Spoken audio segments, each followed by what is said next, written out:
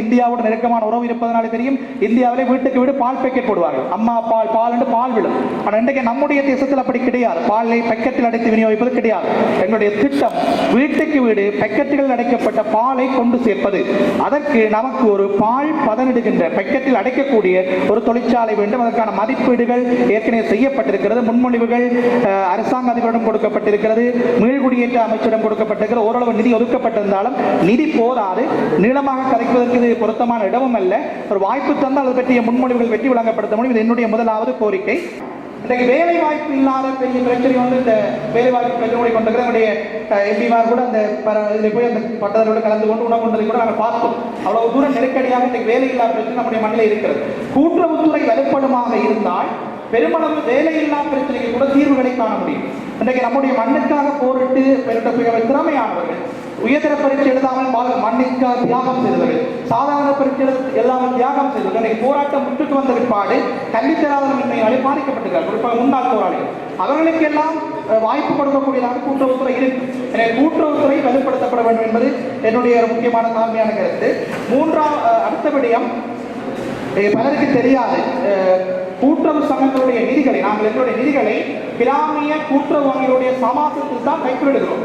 நாங்கள் கூட்டுறவுக்குள்ளே கூட்டுறவு அடிப்படையில் 2010ஆம் ஆண்டுக்கு முன்னர் காலப்பகுதியிலே அங்கே வைப்பிடப்பட்ட பெருமளவான நிதி, கோடிக்கணக்கான நிதி அவர் கலைப்பார்கள். பிரமுக வங்கியை வைப்பிடப்பட்டு அந்த வங்கி கலாப்ஸ் ஆகிவிட்டது. அந்த நிதி எங்கும் திருப்ப தரவில்லை. யாழ்ப்பாணத்துக்கு மட்டும் 1 கோடியை அண்மித்த நிதி தரப்பட வேண்டியிருக்கிறது. 40 லட்சத்தை நாங்கள் மூலம் பெற்றிருக்கிறோம். ஆனால் மத்திய வங்கி அதை சுவீகரித்திருக்கிறது.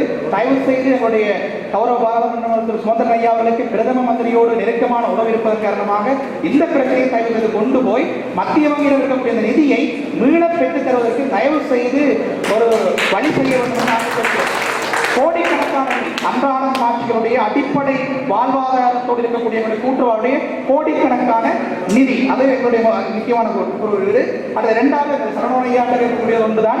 நாங்கள் எங்கள் வேலைவாய்ப்புகளுக்காக விளம்பரம் செய்வோம். ஆனால் விளம்பரம் செய்து அம்மையார் சொன்னது கூட விளம்பரங்கள் வராது, விண்ணப்பங்கள் வராது இந்த கூட்டுறவுத்துறையிலே.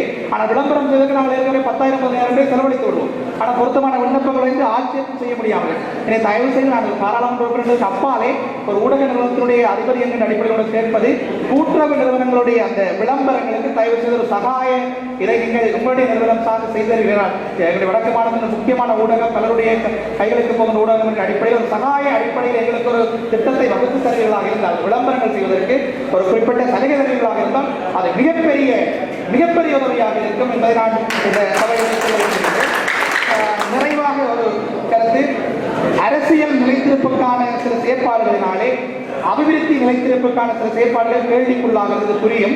தங்களுடைய அரசியலை நிலைத்திருப்பதற்காக கூட்டுறவு சார்ந்த விடயங்களில் கொச்சத்தரமான கருத்துக்களை சொல்கிறார்கள். அதை தெரிவிக்கின்ற பொழுது அபிவிருத்தி நோக்கிய பயணப்பாதையிலே கேள்விக்குள் விடுகிறது. நீங்கள் அவற்றை நான் தனிப்பட்ட பொதுச்சபை சொல்வது அளவு அழகல்ல, தனிப்பட்ட இதிலே பேசலாம் என்று சொல்லிக்கொண்டு இந்த கூட்டத்தினுடைய நிறைவாக சுந்தரலிங்கம் ஐயாவோட வேண்டுகோள், இந்த கூட்டம் வினைத்திறனாக நகர வேண்டுமாக இருந்தால் இதனுடைய சாராம்சமாக ஒரு செயலணியை தெரிவு செய்யுங்கள். இந்த பிரச்சனைகளை தொடர்ந்து கலந்துரையாடி கொண்டு செல்வதற்கு ஒரு செயலணியை தெரிவு செய்யுங்கள். அதுதான் வினைத்திறனாக அமையும்.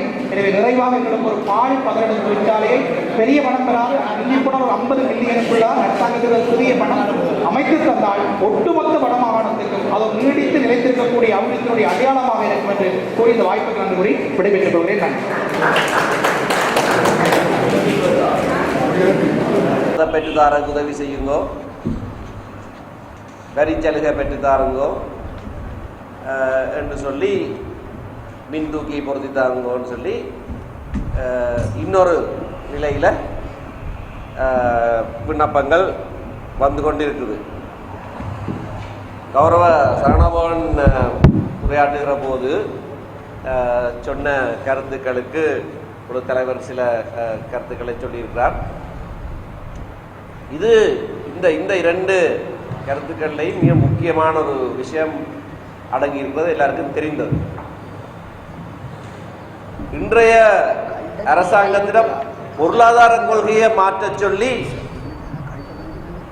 இங்கே ஒரு கூட்டம் நடத்த இல்லை தானே. இந்த திறந்த பொருளாதார கொள்கை கூட்டுறவுத்துறையை பாதிக்கிறது. அப்போ இன்றைய கூட்டத்தில் நாங்கள் ஒரு முடிவெடுக்க போகிறோமா, அரசாங்கத்தில் உங்களோட திறந்த பொருளாதார கொள்கையை மாற்றி அமைங்கோ, பழையபடி எழுதுவதற்கு போகணும் இல்லை தானே? சரியா? பாதிக்கிறது என்று சொன்னால் ஏன் பாதிக்கிறது? ஒரு மூடிய பொருளாதார கொள்கை காலகட்டத்தில் அந்த அமைப்புக்குள்ள உருவாக்கப்பட்ட ஒரு துறை வித்தியாசமான ஒரு சூழ்நிலையில, முற்றிலும் மாறுபட்ட சூழ்நிலையில, ஒரு எதிர் அலை வீசுகிற சூழ்நிலையில எப்படியாக இயங்க வேண்டும்? அதே மாதிரியாக இயங்க முடியுமா? முடியாது. அதே மாதிரியாக இயங்க முடியாது. அது தெரிந்த விடயம். ஆனபடியினால்தான் அந்த ஆரம்பத்து கேள்வியே வந்திருக்கிறது. தொடர்ந்து இயங்க வேண்டுமா இல்லையா? இயங்கத்தான் வேண்டும். ஆனால் அது இருந்த நிலையிலே முன்னர் இயங்கினது போல இயங்க முடியாது. அதுவும் தெளிவாக தெரிந்த ஒரு விஷயம். அப்ப இந்த வர்த்தக போட்டிக்குள்ள போய் மற்ற வர்த்தக நிறுவனங்களோட போட்டி போடுறதுக்கு உங்களால் முடியாது. தலைவர் சொன்னது சரி. அது ஒரு கையை பின்னால கட்டி போட்டு மற்றவர்களோட சண்டை பிடிக்க விடுற மாதிரி அது முடியாது. உங்களுடைய சட்டத்திட்டங்கள் அப்படியான ஒரு திறந்த வர்த்தக போட்டியில நீங்கள் வெல்லவே முடியாது. ஆனால் சில துறைகளில் எவ்வளவுதான் மற்றவர்கள் ஈடுபட வந்தாலும் கூட்டுறவு துறைக்கு இருக்கிற தனியான சில சுபாவங்களின் காரணமாக உங்களை ஒருவரும் மேற்கொள்ள முடியாத நிலையும் இருக்கும். அதுல அவர்களுக்கு கையை பின்னால கட்டிவிட்ட மாதிரி இருக்கும். உங்களோட போட்டி போட வந்தாங்க. வந்த துறைகள் என்ன என்பதை அடையாளம் காண வேண்டும். அந்த துறைகள் என்ன என்பதை அடையாளம் கண்டு அவற்றுக்கு நாங்கள் முதலிடம் கொடுத்து எங்களுடைய போக்குகளை சற்று மாற்றி அமைக்க வேண்டிய காலம் வந்திருக்கிறது. இந்த சம்பாஷணையை நீங்களே இன்றைக்கு தொடக்கிறது மிகவும் நல்ல விடயம். இந்த கேள்வியை நீங்களே இன்றைக்கு கேட்டிருப்பது மிகவும் நல்ல விடயம். இல்லை என்றால் வேறு யாராவது வந்து இந்த கேள்வியை கேட்டால் கல்லறிந்து துரத்தி இருப்பீர்கள். நாங்கள் இருக்க வேணுமா இல்லையான்னு நீங்களா கேட்கறது, இது நீங்களே கேட்குறீங்க. அப்படியே நல்ல நல்ல விஷயம். ஆனால் அதுக்கான பதிலையும் நாங்கள் கண்டுபிடிக்க வேண்டும். நாங்கள் தான் கண்டுபிடிக்க வேண்டும். இருக்கத்தான் வேணும், ஆனால் இருந்தபடி இருக்க முடியாது. தொடர்ந்து இருக்கத்தான் வேணும், ஆனால் இருந்தவாறு இருக்க முடியாது. மாறித்தான் நாங்கள் செயற்பட வேண்டும். எங்களிடத்தில் இருக்கிற திறமைகள் என்ன, மற்றவர்களிடத்தில் இல்லாதது எங்களிடத்தில் இருக்கிறது என்ன, எந்தெந்த துறைகளில் இது சாத்தியமாகும் என்பதை பற்றி நாங்கள் சற்று ஆராய்வது நல்லது. இது விரிவாக இன்றைக்கு ஆராய முடியாவிட்டாலும் சில உதாரணங்களை தொட்டு செல்லலாம் என்று நான் நினைக்கிறேன். மீன்பிடி துறையில் என்னுடைய கணிப்பின்படி கூட்டுறவு பாரிய பணியாற்றலாம். சங்கங்கள் செய்கிற வேலை திட்டங்கள் மற்றவரும் செய்ய முடியாது. அது சங்கங்களாலே மட்டும்தான் செய்ய முடியும். அப்படியாக செய்கிற போது வர்த்தக நோக்கோடு சில முன்னெடுப்புகளை செய்வதும் அந்த சங்கங்களுக்கு சாத்தியமாக இருக்கும். அதுல சட்டத்திட்டங்கள்ல ஏதாவது பிரச்சனைகள் ஏற்படுகிற போது நாங்கள் அந்தந்த வேளைகளில் அந்தந்த சட்டங்களை மாற்றுவதற்கான உதவிகளை நாங்கள் செய்யலாம். அது தேவைக்கேற்றவாறு சட்டங்களை இயற்றுகிறவர்கள் தான் பாராளுமன்ற உறுப்பினர்கள். அப்படியா சட்டத்தை மாற்றி அமைக்கிறது தான் எங்களோட தொழில். அது அந்தந்த தேவைக்கு ஏற்ற மாதிரி நாங்கள் மாற்றலாம். இப்போ இழுவை மடி தொழில் தடுக்க வேணும்னா சட்டம் தேவைன்னா சட்டத்தை கொண்டு வரோம். அந்தந்த கால சூழ்நிலைக்கு தேவையான சட்டங்களை இயற்றுவதும் தேவையில்லாத சட்டங்களை அகற்றுவதும் தான் எங்களுடைய தொழில்.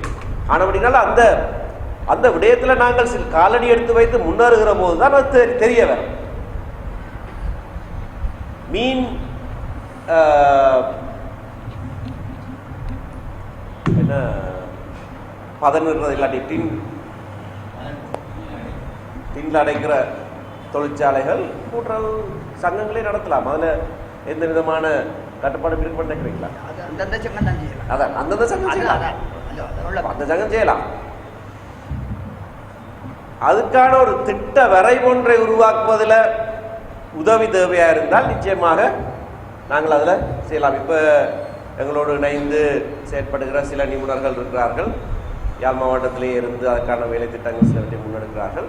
அவர்கள் அதனை வரைந்து தருவதற்கு தயாராகிறார்கள். ஆனால் ஏதாவது ஒரு சங்கம் அப்படியான ஒரு தொழிலை நாங்கள் செய்ய முன்வருகிறோம் என்று வந்தால் அதற்கு உதவி செய்வோம். அதற்கான பாராளுமன்ற சட்டங்களில், தீர்வை வரிகளில், மாற்றங்கள், வேலையாட்களை சேர்ப்பதில் இருக்கிற பிரச்சனைகள், அப்படியான விடயங்களில் அந்தந்த விடயங்களில் தேவைகள் வருகிற போது நாங்கள் அதற்கான உதவிகளை செய்யலாம். ஆனால் தலைவர் சொன்ன இன்னொரு மிக முக்கியமான விஷயம் இருக்கு. நான் ஆரம்பத்தில் அதை சொல்லியிருக்க வேண்டும். இந்த விரிவாக இந்த போவதற்கு முன்னதாக கூட்டுறவு பகிர்ந்தளிக்கப்பட்ட ஒரு அதிகாரம், மாகாணத்துக்கு பகிர்ந்தளிக்கப்பட்ட ஒரு அதிகாரம். இந்த கூட்டத்தில் வடக்கு மாகாண சபை கூட்டுறவுத்துறை அமைச்சரை ஏன் நீங்கள் அழைக்கலையோ எனக்கு தெரியல.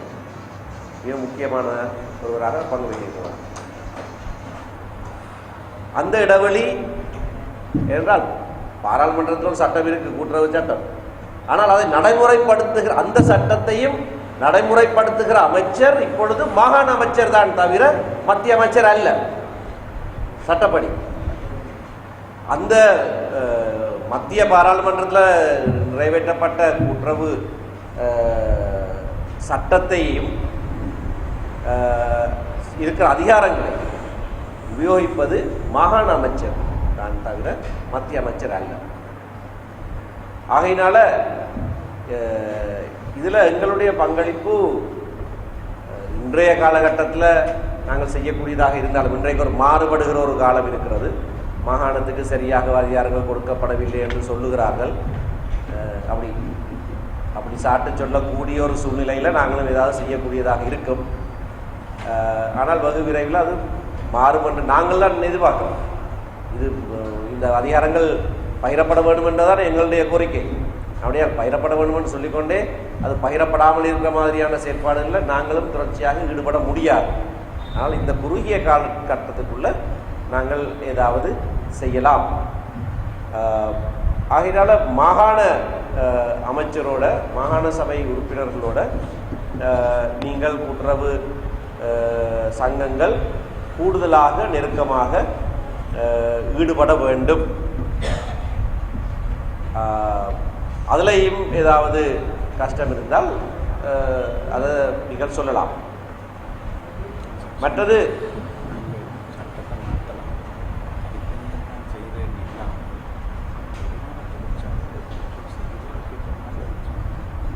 இந்த தொழிற்சாலைகள் அமைக்கிறத பற்றி, இப்போ நான் இந்த மீன் பதனிடுறதை பற்றி சொன்னான், பால் தொழிற்சாலையை பற்றி பேசப்பட்டது.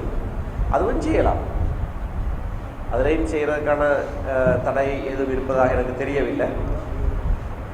ஆனால் இப்படியான ஒரு முயற்சி கிழக்கு மாகாணத்தில் எடுக்கப்பட்டது.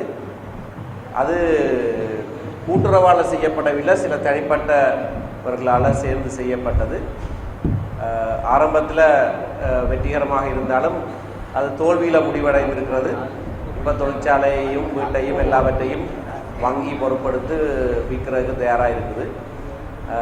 ஆனபடினால இதை செய்கிற போது சரியான ஆலோசனைகளோடு செய்யப்பட வேண்டும். ஆனால் இது மிக முக்கியமான விடயங்கள்.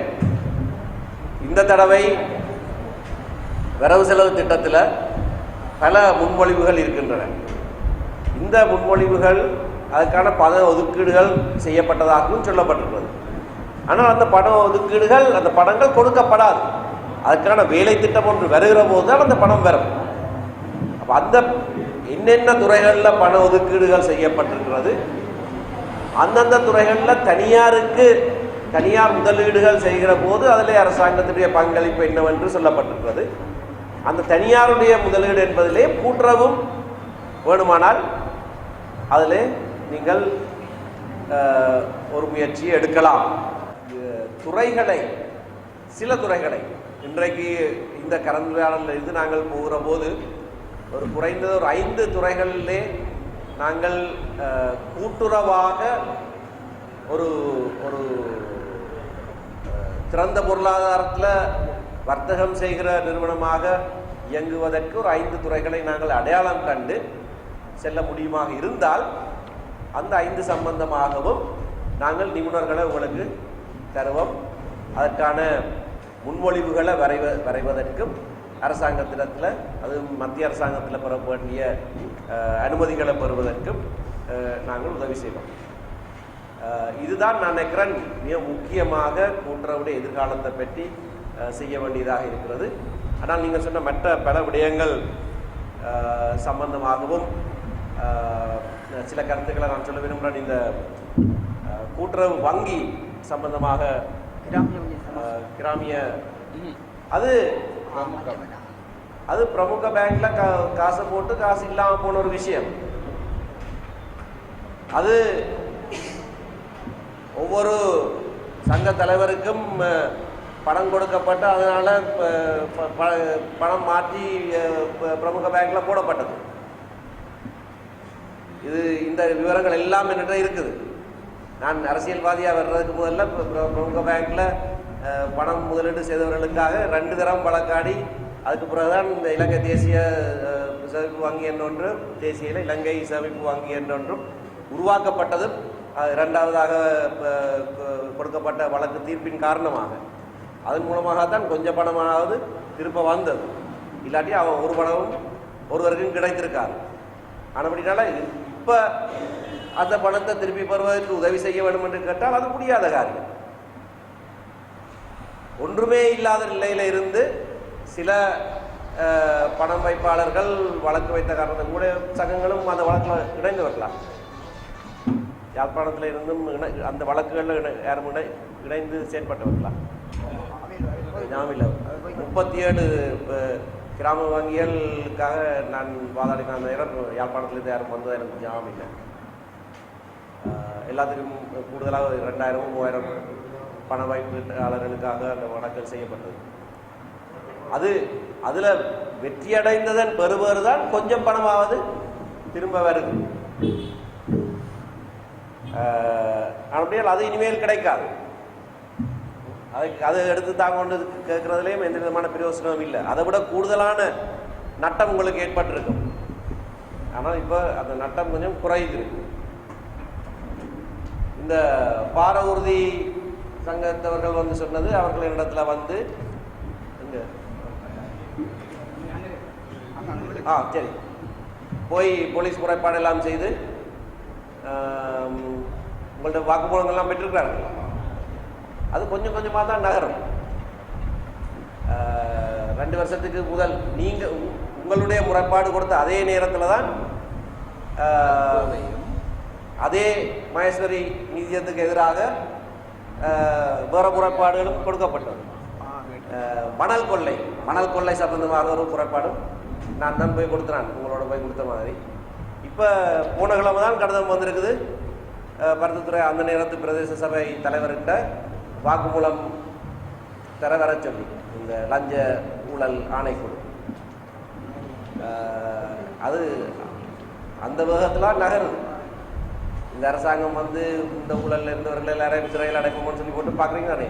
சிறைக்கு போகிறாங்களும் வாராங்களும் போகிறதும் வாரதும் இதெல்லாம். ஆனால் ஏதோ நகருது. இந்த கூட்டுறவு கட்டிடத்தை நீங்கள் வாடகைக்கு கொடுத்து போட்டு வாடகை பணம் பெறாமல் இருந்துருக்கீங்க இது வரைக்கும் இல்லையா? கூட்டுறவு கல்வி விஸ்தரிப்புத்தான் இது. அதாவது எல்லா சமங்களுடைய அங்கே அதை விட இந்த கட்டணம் இதுகளுக்கு வாடகை கொடுத்து இல்லை. ஒரு அரசியல் கட்சிக்கு வாடகைக்கு கொடுத்து போட்டு அந்த வாடகை பணத்தை பெறாமல் இன்னும் இல்லை இருக்கே இல்லையா? அப்படி இது இல்லை. எங்கட இது செய்ய மாட்டாங்க இல்லையா? 11 லட்சம் பெற வேண்டி இருக்குன்னு சொல்லப்படுது இல்லையா? அதாவது அந்த வீடு அது யார்கிட்ட? யாழ்ப்பாணம் தனி வேற எங்க? யாழ்ப்பாணம் அதான் எம்பிசிஎஸ் தானே. யாழ்ப்பாணம் பல்லூர் கூட்டுறவு வச்சாங்க பங்க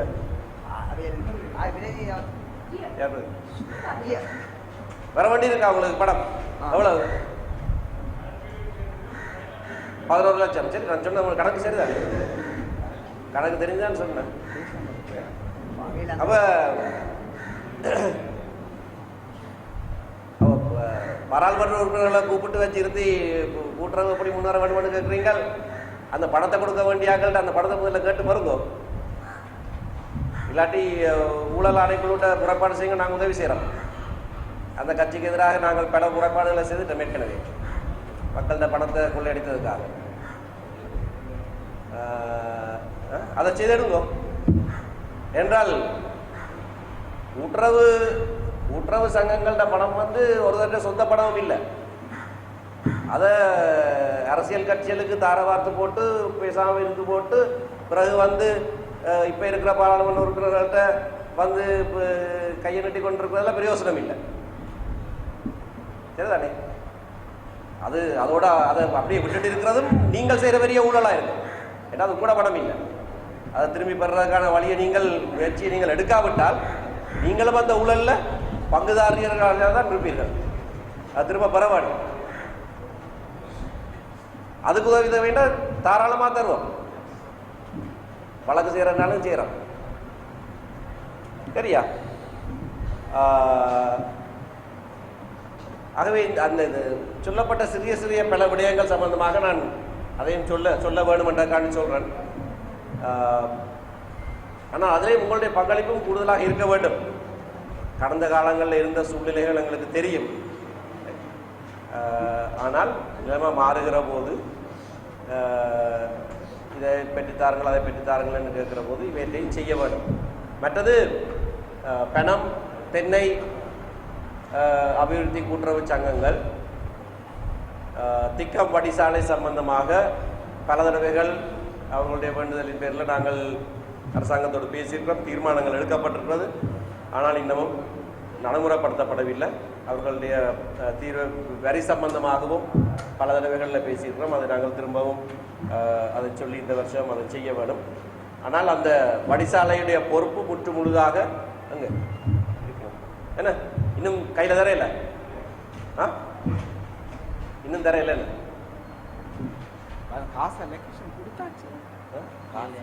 இல்லை சலரி அது சம்பளம் வந்துட்டுதா? சம்பளம் வேற இல்லை. சம்பளம் வந்துட்டுது. இங்கே இருக்கு.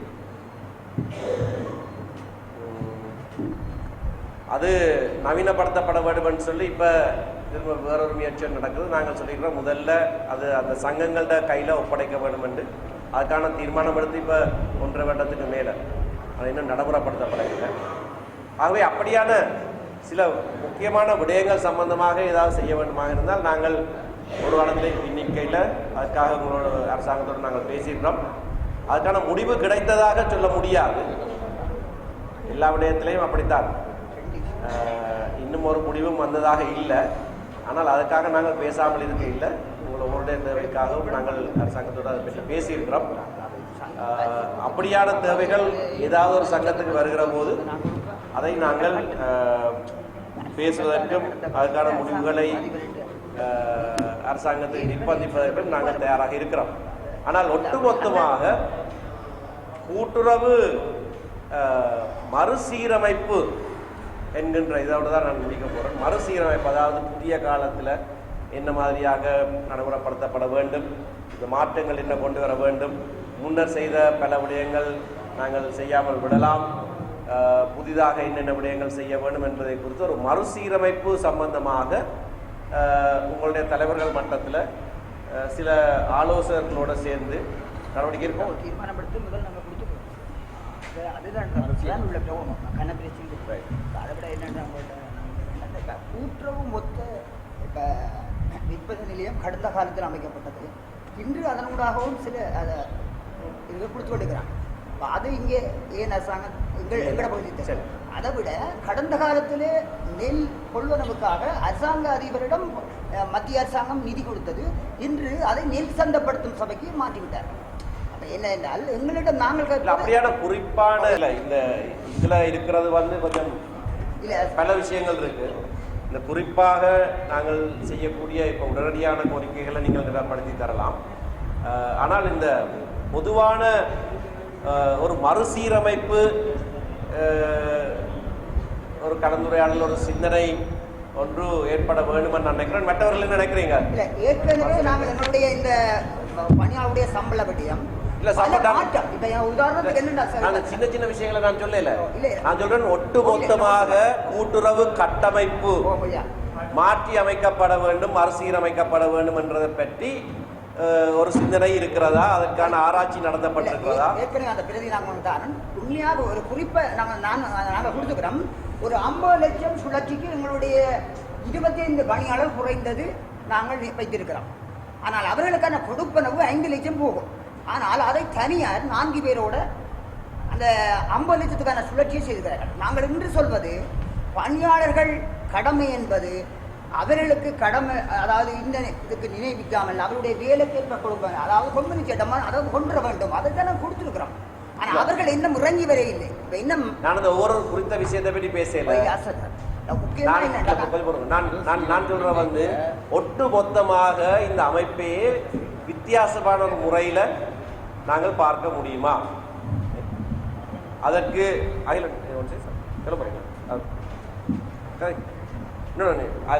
நீங்க சொன்னீங்கன்னா நான் பிறகு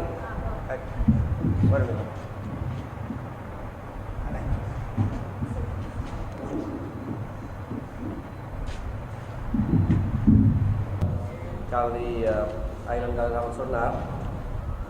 அதை அடிப்படையாக வைத்து நீங்கள் இன்றைக்கு அமைக்கப் போகிற செயற்குழுவோ என்னவோ ஒரு கலந்துரையாடலை மேற்கொள்ள வேண்டும். என்ன விதமான மறுசீரமைப்பு, என்ன விதமான எதிர்கால திட்டம் கூட்டுறவுத்துறைக்கு இருக்க போகிறது என்பதை குறித்து செய்ய வேண்டும். நான் அவர் பேசுவதற்கு முன்னதாக நான் சொல்ல இருந்த விடயம் வந்து சட்டங்களில் மாற்றம் ஏற்படுத்த வேண்டுமாக இருந்தால் இனிமேல் இது சம்பந்தமாக பாராளுமன்றத்தில் மாற்ற முடியாது. இது சம்பந்தமான சட்டம் மாகாண சபையில் தான் உருவாக்க வேண்டும். ஒவ்வொரு மாகாணத்துக்கும் வித்தியாசமான முறையில் கூட்டுறவுத்துறை வளரலாம். அவர் சொன்னதை போல பொருளாதாரத்தையும் பொருளாதார போக்கையும் ஓரளவுக்கு நிர்ணயிக்கலாம் அதன் மூலமாக. ஆகையினால ஆனால் இதை நாங்கள் முன்னெடுக்க போகிறோம் என்பது இங்கே இப்படியான ஒரு சமூகம் இருக்கிற காரணத்தினால, மற்ற மாகாணங்கள்ல சில மாகாணங்கள் அப்படி இல்லை. ஆனால் இப்படியான ஒரு தலைமைத்துவமும் இப்படியான ஒரு சமூகமும் இருக்கிற காரணத்தினாலேயும் நீங்கள் தான் இதற்கு என்ன சொல்றது தலைமைத்துவத்தை கொடுக்க வேண்டும். நாங்கள் கூட வரலாம், எங்களை வேண்டுமென்றால் பார்வையாளர்களாக இணைத்துக் கொள்ளுங்கள். ஆனால் தீர்மானங்கள் எடுக்க வேண்டியது நீங்கள். சில நிபுணர்களையும் சேர்த்துக் கொள்ளுங்கள். அவரை போல இருக்கிற வேறு மாற்றில் இருப்பார்கள். நிபுணர்களையும் சேர்த்துக்கொண்டு ஒரு செயற்குழு ஒன்றை நியமித்து, ஆனால் மாகாண சபையிட பங்களிப்பு இதில் மிக முக்கியமானது, அடிப்படையில் முக்கியமானது. மாகாண அமைச்சரை அதற்கு அழையுங்கள், அந்த கூட்டத்துக்கு வருமாறு அழைப்பு விடுங்கள். எல்லா கூட்டுறவு சங்கங்களும் சேர்ந்து கூட்டுறவினுடைய எதிர்காலம் பற்றி நீங்கள் கலந்துரையாட போகிறீர்கள்னு சொல்லி அவரை அழைத்தால் அவர் வருவார்.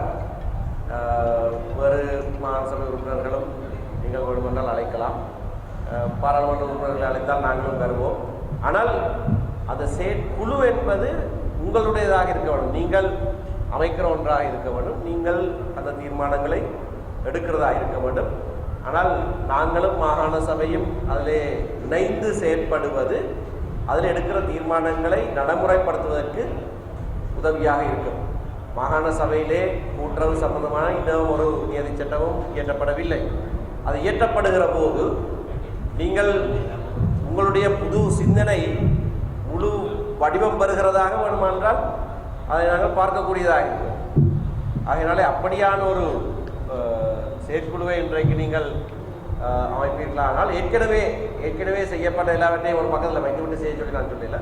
ஏற்கனவே செய்யப்பட்ட ஆராய்ச்சிகள், கலந்துரையாடல்கள், முன்மொழிவுகள் எல்லாவற்றையும் உள்ளடக்கி ஒரு குறிப்பிட்ட காலத்துக்குள்ள 2 மாதமோ 3 மாதத்துக்குள்ளே நாங்கள் ஒரு எந்த திசையிலே போகிறோம், எப்படியான அமைப்பாக கூட்டுறவுத்துறையை வளர்க்க போகிறோம் என்ற தீர்மானங்களை எடுப்பதற்கென்று இந்த செயற்குழுவுக்கு நீங்கள் அதிகாரம் கொடுத்து அமைப்பீர்களாக இருந்தால் எங்கள் தேவையான அளவுக்கு எங்களுடைய பங்களிப்பை நாங்கள் செலுத்துவதற்கு தயாராக இருக்கிறோம். நன்றி.